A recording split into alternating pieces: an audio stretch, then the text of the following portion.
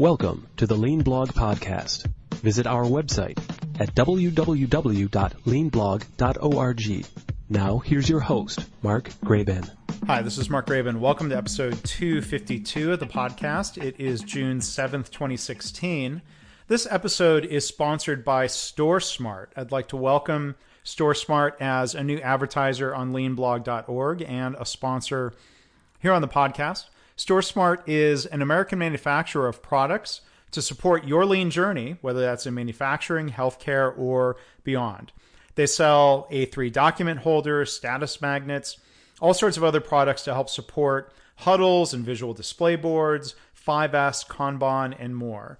I'd invite you to visit their website. You can go to www.storesmart.com/leanblog. And now on to today's episode.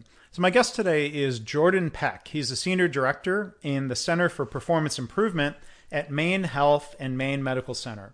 Jordan and I first met when he was a graduate student at MIT. He was involved with the Lean Advancement Initiative. I was working basically across the street at the Lean Enterprise Institute at the time.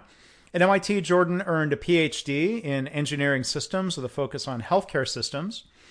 And he and I have continued to cross paths, essentially, I think, every single year at the Society for Health Systems annual conference. His career has taken him to the Veterans Health Administration and now into the private sector, where he's spent about 2 years now working at Maine Health, as we discuss in the podcast. So if you want to see a link to Jordan's profile or any of the things that we talk about here in the episode, go to leanblog.org/252. Jordan, hey, it's great to talk to you today, and thank you for being a guest on the podcast. My pleasure. Thanks for having me. Yeah. So can you start off, maybe just introduce yourself and your background, your academic background, and the work you're doing today? Sure. So my name is Jordan Peck. I am a mechanical engineering and physics major by training in undergrad, and realized I wanted to do something more than classic engineering. Had no idea of all this industrial engineering work that had been being done at Binghamton, where I went to undergrad. And so then actually went to MIT and got a master's in technology and policy, that's where I first got introduced to Lean, and pursued my PhD in the engineering systems division there in the lab called the Lean Enterprise Initiative, which is where I met you, as I started to get introduced to Lean in this weird backwards way, that I was studying enterprise Lean and enterprise transformation before getting introduced to the classic Lean or getting any type of belt. So I was studying all this cultural change stuff and all sorts of Lean, but no methodologies, no tools, and went to go pick up those tools later on. Yeah. So I have an interesting sort of backwards way of getting into Lean and this kind of work. And then since then, my research at MIT was funded by the Veterans Health Administration, where I went to work as a senior staff engineer after I graduated, and now I'm sitting as the senior director of the Center for Performance Improvement at Maine Health in Portland, Maine. Yeah, there's a funny history with MIT and Lean for people who might not be familiar with that. I sometimes take it for granted that people that know those connections, maybe we can just kind of dive into that a little bit deeper. Jim Womack was a professor at MIT back during the writing of The Machine That Changed the World, and he left and started LEI, the Lean Enterprise Institute. Can you describe the LAI briefly at MIT? It was originally the Lean Aerospace Initiative, but it sort of evolved, right? Yeah, exactly. So, you had Lean Aerospace Initiative with Earl Merman, and it was based off of the model of the International Motor Vehicle Program, but for aerospace. And this idea that we learned so much from looking at all the different automotive companies leading to the machine that changed the world, that, can we do the same for aerospace? And the the framing that they went after was looking at enterprise, lean enterprise, and lean supply chain, and all the different pieces that go into lean, beyond the process improvement work that people often associate with. Or at least beyond the walls of the factory. Exactly. The entire business and supply chain. Yeah. So really taking that big picture view, which was always the intent of lean, of course, but they were trying to focus on that. And there was this interesting consortium of different aerospace companies, Boeing and Raytheon, and a few others, and then some good work came out of that. And then over time they realized, hey, healthcare is getting big. There's other service sectors that are interested in this, so let's expand. And I guess in order to save on logo stuff, instead of changing the name completely, they went from Lean Aerospace Initiative to Lean Advancement Initiative and kept the LAI logo. Well, anything with an acronym on it was still good. Exactly. Yeah. No, you may. I mean, I think we probably both run across this in healthcare sometimes. This idea of being people saying we're different. I mean, in aerospace, was there still? Did you run into that mindset of people saying, look, we're different than automakers, planes are far more complex and expensive and more unique than cars that are being built? Or were people, at least in this time frame in the late 2000s, were they sort of on board with this in aerospace? I'm fortunate enough to have come in when we were no longer trying to sell it to aerospace. It was already pretty well accepted. You had some great lean leaders in aerospace, in Boeing, and you probably know her name. I forget her name. Who was a leader in Boeing and now sits on, I think, Virginia Mason's. Carolyn Corvey. Yes. Yeah. She's on the board. Yeah, Virginia Mason Medical Center. Mm-hmm.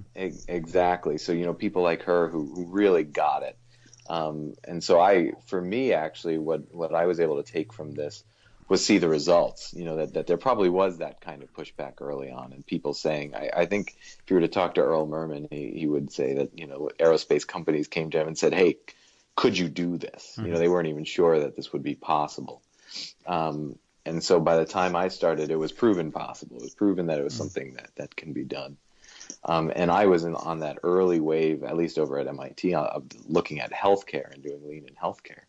And that question, like you said, of, is this even possible? We're different. We do things differently. Mm-hmm. And I still face that today. As we've been rolling out our culture of improvement here at Maine Health, our lean daily management system. It's amazing because you go to a hospital and they say, yeah, you can do this in manufacturing, but can you do it here? And then we do it. And then we were asked to do it in corporate office. And they say, yeah, you could do this in the hospital and in manufacturing, but can you do it in an office? And then we do it. And then we rolled it out at our IT department, which is a fairly large organization in itself. And they say, yeah, we get that you can do it in a hospital and in a corporate office, but can you do it in a process-based industry like IT? And I'm like, yes, we can. The weird differentism, pops up. I mean, even I'm thinking back, you're right. We're still, to some extent, we're selling some people on the idea of lean in healthcare today, even though I think it's been proven it can apply. But I think back to 2005, lean was being adopted in hospital labs because you could sort of look and say, well, the lab is sort of like a factory. There's sometimes there's no direct patient contact. You're moving tubes of blood. You're managing information. You have a highly skilled workforce. It's sort of like a high-tech factory. And then after it was demonstrated there, you might look at, say, microbiology, which is very labor intensive. Instead of using the lab testing equipment, like, well, yeah, that might work in, for blood chemistry testing, but we spend all day with our face in plates, this is very manual and this is science. Lean doesn't apply here until, they find out, yeah, it does. It just has to be, looked at the right way. Yeah, exactly. And, I try to emphasize, going back to Frederick Taylor and this idea of scientific management and then the roots of PDSA, and that it's science in itself, and these people get that idea of having a hypothesis and testing it out and collecting data. and fundamentally using scientific principles to not just explore science, but to explore how we work and improve how we work. And that seems to sell over the scientific types. Yeah. Physicians take to that as well. Yeah, lab scientists and physicians and others. But yeah, I mean, I think the one advance from the days of Frederick Taylor 100 years ago, and I'm an industrial engineer, and Frederick Taylor is considered one of the early creators of the industrial engineering field. I mean, I think there's been an evolution through Toyota and modern lean where it's less about the engineer standing there with a stopwatch and a clipboard telling people how to work. We're engaging people in being their own scientists and improving their own work. And I think that's the one of the big innovations of the lean approach to scientific improvement. Yeah, that's such an important point. Again, to that question that people always say that we're different. One of the things I find has helped me is when I go and I present this concept and lean daily management to staff, often, especially the ones who have been around for a while, say to me, "Isn't this just the same thing? Mm-hmm. Isn't this?" I remember back in the day they tried to do total quality management and management by walking around and Six Sigma. And I remember hearing lean before, and microsystems is a big one up here coming out of Dartmouth. And I say, well, fundamentally, yes, they are based on the same basic principles. But over time, there has been a lot of people studying what works, what doesn't, how to manage cultural change, how to apply the concepts differently and not just focus on specific tools. And while it is similar in the most basic sense, the implementation is what matters, and how we do it really matters. And this, in that way, is different. Just as surgery back during the Civil War fundamentally was helping someone by cutting into them, you can describe surgery like that right now, but you would certainly much rather go through surgery now than in the 1860s. Yeah, back in the day when they had to literally hold the patient down as opposed to using anesthesia. I mean, it's hard to imagine. Exactly. But fundamentally, if you were to describe it in a sentence, it would be almost the same description. Mm-hmm. So let's transition into your shift into healthcare. During your time at MIT, you sort of alluded how the Lean Advancement Initiative was getting involved in healthcare, and I'm curious to hear about some of your early work in healthcare, what you were doing. Yeah, so my entry to healthcare was totally by accident. I had studied at the National Institute of Standards and Technology. I did internships there and growing nickel nanowires and studying their tensile strength. And interestingly enough, I had seen actually at the time the part of the building that was devoted to the Baldrige Award, and I regret now not exploring that. I wish I can go in there and get that sort of level of access to those people. Yeah, and then for people who don't know Baldrige, the Malcolm Baldrige National Quality Prize or program, comes roots in the federal government. Dr. Deming, I think a lot of that was built on his approach back in the days of TQM when that was popular. Exactly. Yeah. And, I wish, anyway, it would have been a great opportunity, but I didn't take it. I was down in a lab growing nanowires. Being a good mechanical engineer. Being a good mechanical engineer. And then when I got to MIT for the technology and policy program, I was trying to see if I can get research funding to look at policy around nanotechnology. But interestingly enough, the people who study this stuff really don't want to study whether it needs to be regulated or not. It's not in their best interest to try and push that. But actually, a professor that I reached out to also was managing the Park Center for Complex Systems, and they had gotten some funding from Partners Healthcare to apply their systems design methodology, axiomatic design, to healthcare, to look at the hospital. And they had gotten some funding to look at the emergency department at one of the hospitals down there in Boston. and they needed a student. They said, well, if you're interested in people and you're interested in, this larger policy stuff, maybe you'll like healthcare. Do you want to give this a try? And at that point, I was desperate for funding.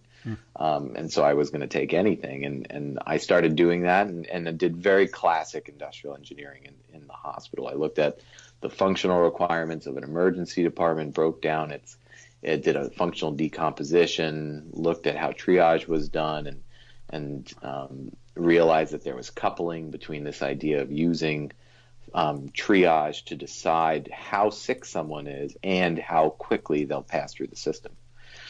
So there's this common usage of fast track in emergency departments. And this idea is that you only put not so sick patients, the ESI level, they use this triage level called the ESI system, the Emergency Severity Index. And they would send 4 and 5 patients, so the not so sick ones, to fast track and everyone else to the regular ER. And our data showed that, in fact, there are many people who are 1s, 2s, and 3s that are actually quite quick. And if you're really looking to have a quick track and a slow track, it's actually worth trying to just differentiate by quick and slow instead of sick and not sick. And so we started breaking down that functional coupling that was created by the use of triage. And simulated that. Yeah, go ahead. I was going to see if you kind of step back and for people. I remember studying this. Gosh, it was almost 20 years ago now. Refresh my own memory, or for the listeners, the phrase axiomatic design. If you could just sort of give a nutshell overview of what that methodology is about. I love axiomatic design, and a lot of people, it has similar elements to design structure matrices and things like that. Other design methods that are out there. It's basically using to design something. You have 2 major axioms, which is where the axiomatic design comes in. The first is that the optimal design has a minimal amount of functional couplings. And we tend to use the example of a sink. So you have some sinks where you have the controlling of flow and temperature all in multiple dials. You have the cold dial and the hot dial, and both of them control temperature and both of them control flow. Where a more optimal design would be one where you have like the typical kitchen sink that you can control flow decoupled from controlling temperature. You control flow by how much you pull it out, and you control temperature by what degree you turn the dial to. And so that's a more optimal design, that you can control the 2 separate functions separately. The next one, which I think I have viewed, the next axiom is called the information axiom, that the more ideal design is one that requires the least amount of information exchange to succeed. And if Dr. Park is listening and I'm misquoting these, I apologize in advance. But my understanding of it was always that, you can come up with multiple decoupled designs, but some of them require more communication between different parts of the design. And one that requires the least amount of communication is better. Things that understand what they need to do without necessarily interacting with other parts of the system. And that's something I've actually carried over into healthcare. As I think about, I often use axiomatic design for designing, looking at how we design a department, or how we look at our approach to a certain project, whatever it is. And in fact, I just use it to help redesign our quality department. And basically what I always jump to is I want people, we always think in healthcare about adding another coordinator. Oh, things aren't working. People don't know what they do. Let's hire a coordinator, a social worker, a bed manager, whatever it is. That's increasing the points of communication. Exactly. And it's sort of saying because there's all this communication, we need someone to manage it, versus saying, hey, can we redesign the process such that that communication doesn't need to happen? In our management system, where we have these units doing Kaizen,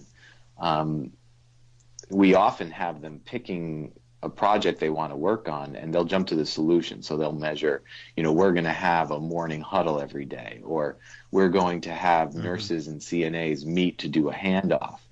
And so they build that solution into the problem. And I say, actually, your problem is that CNAs need to know the information that they need before they start treating a patient. It doesn't mean that the huddle needs to happen. It means they need to get that information. Can we look at, are we using our EMR the best possible way? Are we using notes the best possible way? Is a huddle necessarily the best way to do it? And so I try to carry that information axiom always in my head. Can we get it done with less communication? Yeah.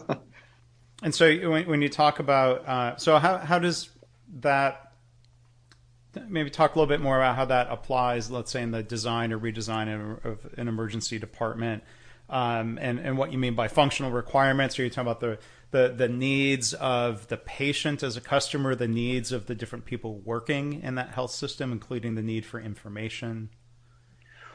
So, we ended up, despite doing a fairly complex functional decomposition, looking at all the different functions of the emergency department in terms of, you need to treat patients, stabilize patients, admit patients, all that kind of thing.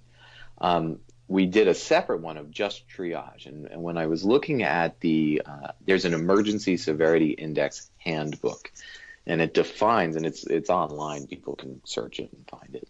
And one of the first pages describes the goal of triage as twofold. One, to identify those patients who need immediate assistance, and to recognize patients who are high potential for fast track, for getting quick treatment.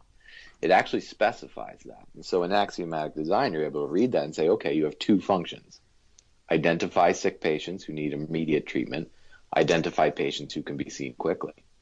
And then this whole ESI system is designed to accomplish both. And what we suggested is, if you can create some sort of, if you wanted to decouple that, you would actually need a index for sick, how sick they are, and an index for how quick they would be.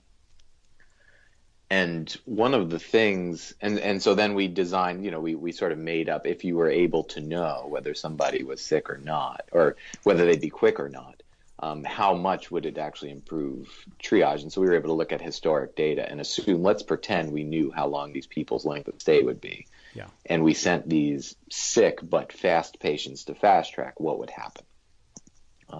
And actually, as far as I know, the hospital that we ended up doing this with actually started admitting sicker patients to fast track when they believed that they'd be quick. And looked at patients who weren't that sick but would take a long time, like a dehydration patient needs to get fluid, so they need an IV. They're not really sick, but they're going to be a long time. Yeah. Versus somebody with some acute pain that needs to be seen, but otherwise, would get out pretty quickly. So it's when they decoupled that, they actually saw I never got the data. Unfortunately, sometimes the problem of being a master's student is you give them what you give them, and you can't always get stuff afterwards. Mm-hmm. My sense from talking to them is flow got a little bit better by using fast track more effectively. Yeah. It also increased utilization of those fast track beds. Classic queuing would tell you anytime you break up a set of resources, you're asking for trouble. And to designate certain beds for a certain population is sort of violating basic principles of queuing. And so when they started sending more patients to fast track, it sort of lightened that violation. Yeah, because when you're dedicating beds or rooms or resources, you're losing flexibility, which is going to hamper flow through that system, right? Exactly. And, it makes sense in hospitals that are using benches for fast track. But there's this trend I'm seeing that hospitals invest a lot of money in building really nice fast track units where you have a doctor who's devoted to fast track. And at that point, there's sort of a moral ambiguity that if you have beds that are capable of treating sick patients and you have the same doctor to patient ratio in fast track that you do in the actual emergency department, are you sort of morally bound to treat the sicker patients first? And what you find is with a lot of these units that use fast track like that, the patients who wait the longest are the ESI3, these middle level patients who don't have priority to the normal ED beds, but also don't have priority to the fast track beds. And by decoupling it, by using triage to actually just send fast patients to the ED, no matter what their level of illness, actually improved that and reduced the number of middle patients who are waiting and increased the wait time for not so sick patients, which in my mind is okay. Yeah. Anyway, this actually then led to my PhD work, which was, okay, now that we've decided, can we know who's going to take a long time? What's the major predictor of how long someone's going to take if they need to be admitted? If they need to be admitted, they're going to take a long time, just because of all the dynamics of getting someone a bed in the hospital. So I started then studying predictive algorithms. So when a patient arrives at triage, can we actually assign a probability that they would require admission to the hospital? And then, can we improve how we use the emergency department that way? But then also, can that information be shared with the hospital to figure out whether to get them to open up some beds? Yeah, that could be very, very useful planning if beds are tight, and trying to plan and prioritize, have not people get stuck in the emergency department instead of being admitted. Exactly. And, it also increases this information. So IHI likes to push discharge by noon, or it used to. And, or not push, but advertise the value Advocate of it. For that. Advocate for it. That's the word I'm looking for. And a lot of providers push back because there's that trade-off, and I like to describe it with the news vendor problem. But there's this trade-off of, okay, I can go spend my time discharging a patient, but if no patients end up needing that bed, I just wasted that time when I could have been treating someone who's sicker that I have yet to see. So they worry about spending all their time discharging in the morning and not seeing the patients that need treatment, because if they open up those beds and those beds aren't needed, then it was a waste of time, sort of. When in reality, those beds are always needed. So it's, it's sort of, but this is what's going on in their head a lot of time, and sometimes they're right. And so when if you were to have a predictive algorithm to say, look, there are, 20 patients in the emergency department right now, and they have a distribution of different probabilities of being admitted, and if you add up all those probabilities, you can have a expected number of admissions of 4. That then tells them, yes, there's real demand. It's worth opening up this bed. Yeah, and we won't dig deeper into this, but you mentioned a phrase there, news vendor problem, kind of operations management, operations research, industrial engineering term and framework for determining inventory levels. I guess if we were doing a industrial engineering podcast, we could dive deeper into that. But maybe next time. If anyone's curious about that, they can do a Google search for news vendor problem. Just kind of a general model that's useful. Exactly. The simple explanation is, a news vendor needs to decide how many newspapers to order. There's a cost to ordering too many. There's an opportunity, a cost to ordering too few. Yeah. How do you decide which one to do? Yeah. So let's talk about what you've been doing at Maine Health. Spend the rest of the podcast on that. You've already sort of alluded to this, the idea of a lean daily management system. Why don't you maybe just kind of give a quick overview of Maine Health, the organization, and how you would define a lean daily management system? Yeah, sure. So it's interesting. As when I was at the VA, I was doing what many people who are listening to this podcast probably do right now, which is a lean person who does projects.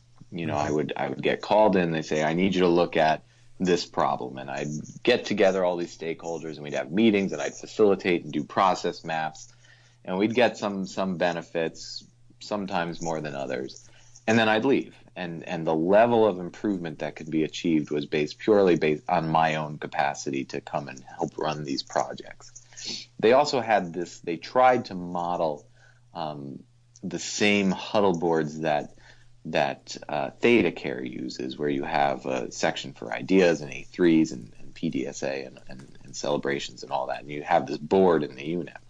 And they rolled these out to all these different units and called them engaged work teams, but we didn't actually engage those boards very much. It was a tool, and sometimes we trained people and gave them white belt, quote unquote, status, and some of them got yellow belt status, and there were some improvements that came from it, but it wasn't fully scoped out, and really the limitation was on how many improvement experts we had dedicated to doing projects. And even though I had studied at MIT and looking at lean enterprise and knew this idea that you're supposed to have a daily management system and really build this into the front line, so I knew better, and yet fell very quickly into this model that seems to be very prevalent of just having a couple of experts who run around and do the projects. I mean, why do you think that was? You say you knew better, but were there kind of demands placed on you by the organization to do projects, or? Yeah, so and that's so I think what it comes down to is you end up falling into today's work. So you get there's a project waiting for you, you start working on it, another project comes up, you start working on that, and you get busy. And the other piece is, and then you sit there. So actually one of the things that, when we decided to have this discussion on the air, we had been doing that panel, and somebody asked, how do you know which organization to work on? We had been doing a panel at the Society for Healthcare Systems, and there was a person looking to get into this career, and they said, how do you know where to work or what's a good job? And I said, look for one that's already doing it. Look for one that already has a good leader, because it's very hard to try to push it from the bottom up. And that was true. I mean, it's hard to push anything at the VA. It's a gigantic organization. So whether I knew better or not that we need a lean daily management system, the sheer daunting challenge of trying to build that at the VA was well beyond me with my first year of work experience. And that's when I started, I ended up moving to Maine really just because I wanted to live up here. It's beautiful. And my wife's family is from here.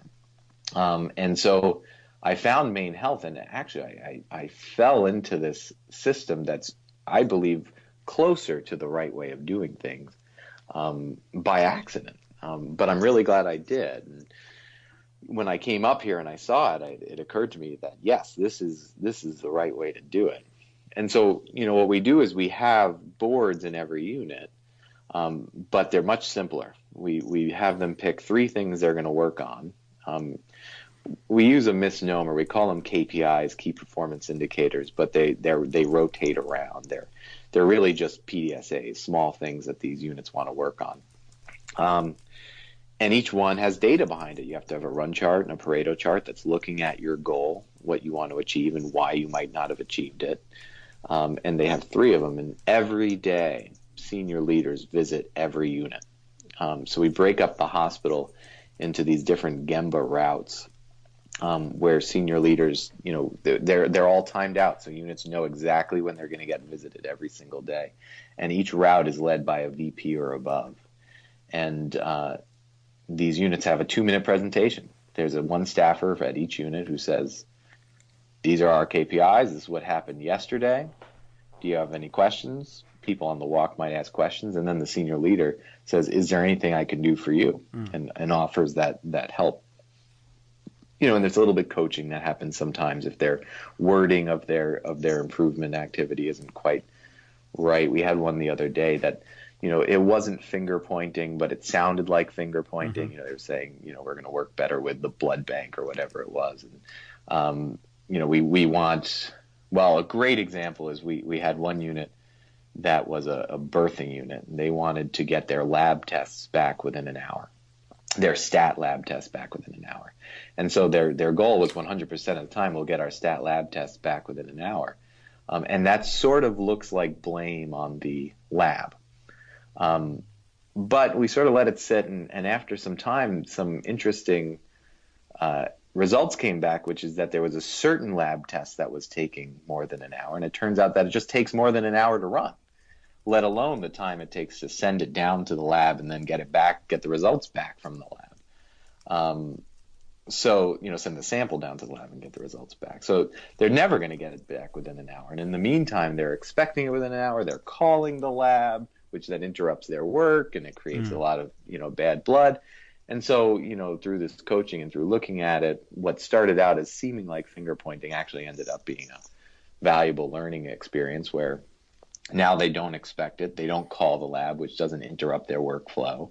So they get their other things back on time, and they just know that this one test takes a little bit longer.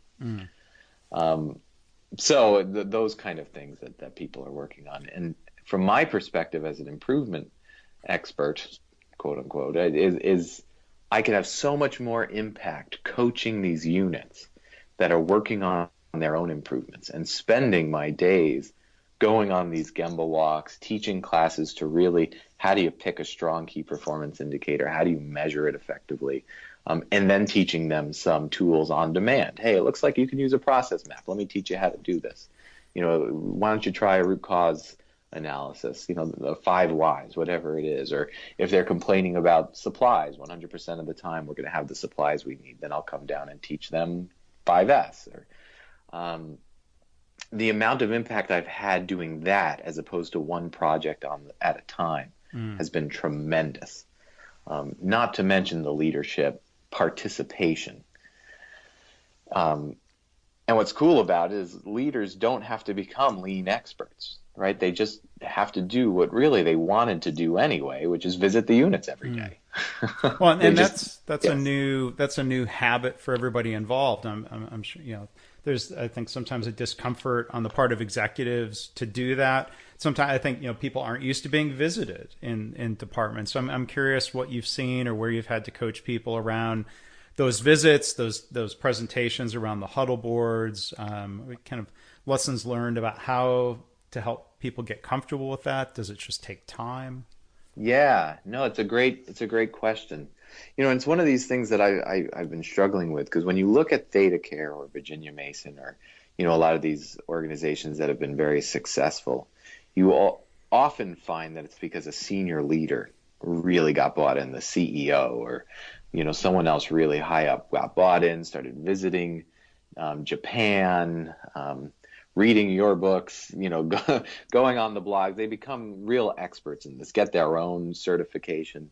And then they push it or encourage their fellow leaders. And then it becomes this leadership driven thing where these leaders feel expert at improvement and feel comfortable with this coaching.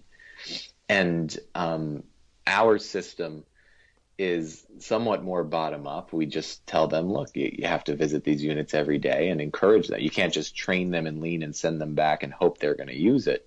You actually have to be part of the conversation and part of encouraging it. And we give them the structure around it through these Gemba walks and through the scripts on the Gemba walks.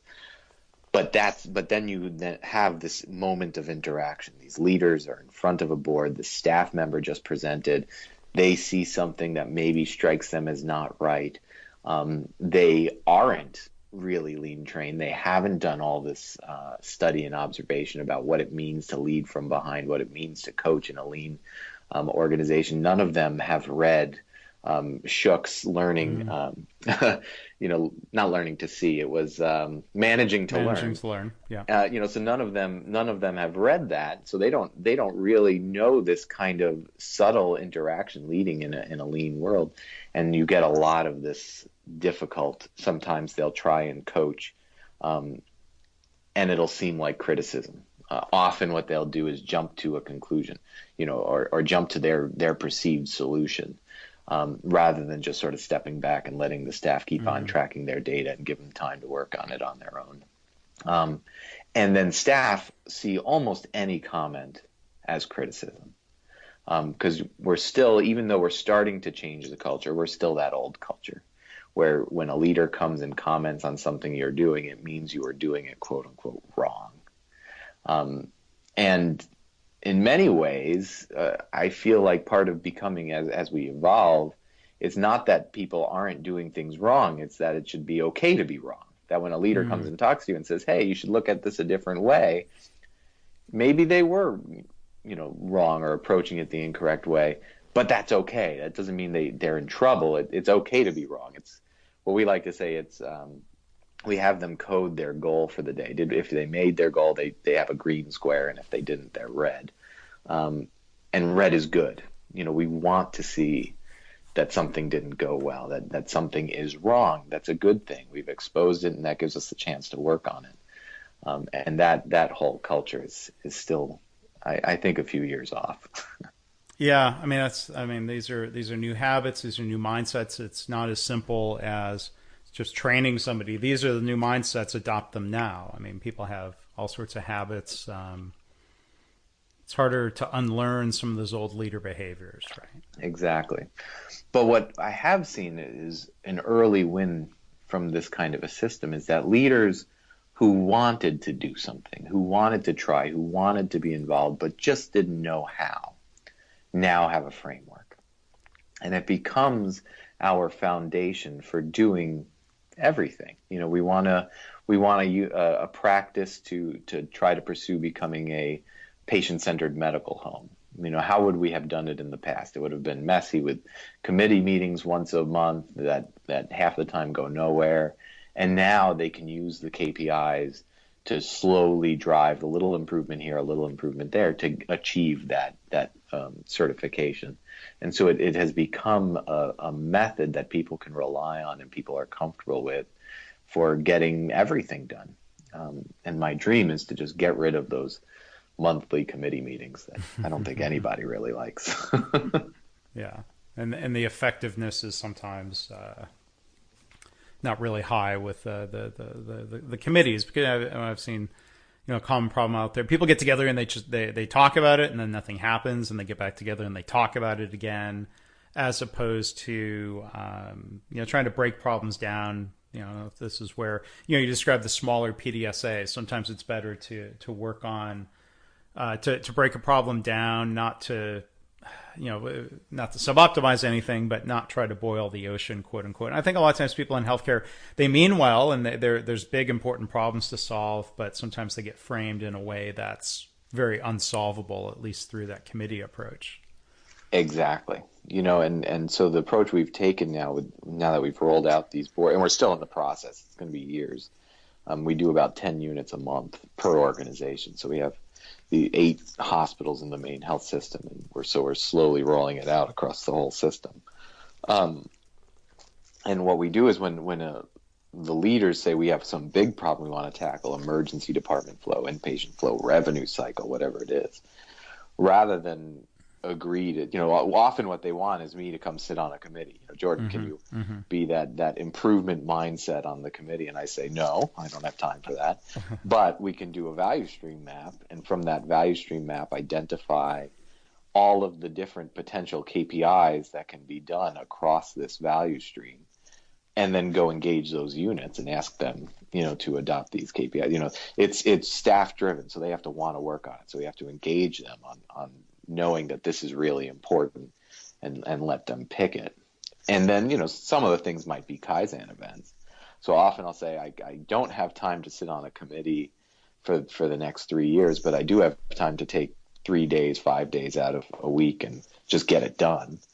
So we try to change that mindset for how you, like you said, boil the ocean. You take this big problem and break it down into all the different small components, and then assign the right approach to each component. So it's been fun. It's been very gratifying. Well, good. And you've been at it how long at Maine Health? 2 years, almost exactly 2 years. I came up, and it's interesting. I remember when I was getting interviewed, my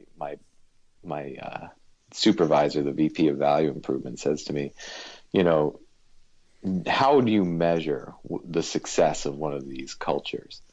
Because they were talking about starting to roll this out. It was being done up at Penn Bay. Their COO had brought it with him from Vanguard Health System. He's a very dynamic, exactly that kind of leader you always want to see. A guy named Eric Frederick, and they were looking to spread this to the rest of Maine Health, and so that's when I was getting hired. Is they were looking for somebody to lead that spread.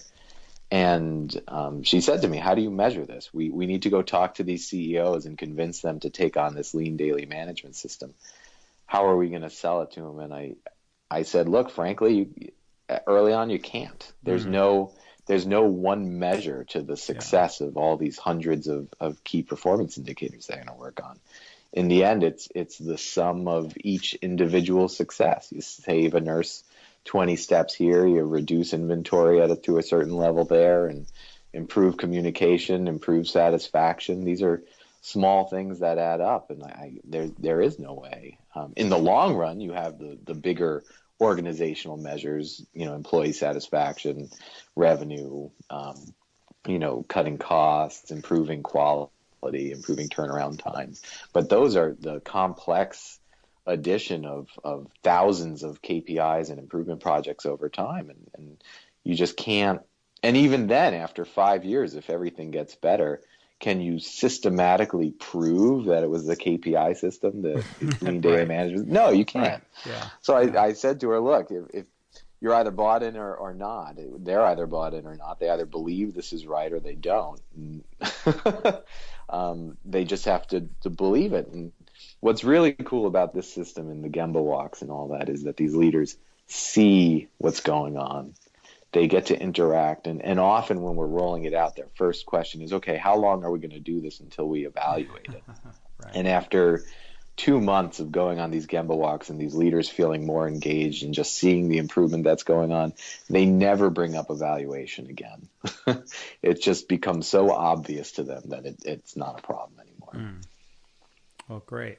Well, hey, we should probably go ahead and wrap up here. We could, we could talk, time flies. We could talk about all of this for a long time. Maybe we can do another podcast down the road, maybe even take a little bit deeper dive into some of these different daily lean management practices. I would invite, if people have specific questions, if we want to do a follow-up on this, you can contact me at mark@leanblog.org. Jordan, if people have questions, do you want to share your email address? Absolutely. Yeah. Anyone can reach out to me at jpeck, P-E-C-K, at MaineHealth.org. If people are looking for literature on this, I'd say the best place to start is Mann's book, The Building a Lean Culture. And of course, ThedaCare has published its Beyond Heroes and Management on the Mend, and that's all about this daily management type work. Yes, and great books, and we've talked here on the podcast with John Toussaint, with Kim Barnes before. So yeah, great recommendations. I'll link to those in the show notes. But Jordan, thank you so much for sharing about your background and at least a quick glimpse into what you're doing there at Maine Health. Good luck with those efforts, and thank you for being a guest on the podcast. Sure, absolutely. Thank you. Actually, before I go, I do want to say one more book is your Healthcare Kaizen book is also one that I'm constantly referring to as I work through this. So thank you for helping with that. It's been a huge resource for me, and it was a real honor to talk to you about this. Okay, well, thank you, and thank you. I appreciate it. Good talking to you. Talk to you soon. Okay, bye-bye. Thanks for listening. This has been the Lean Blog Podcast. For lean news and commentary updated daily, visit www.leanblog.org. If you have any questions or comments about this podcast, email Mark at leanpodcast@gmail.com.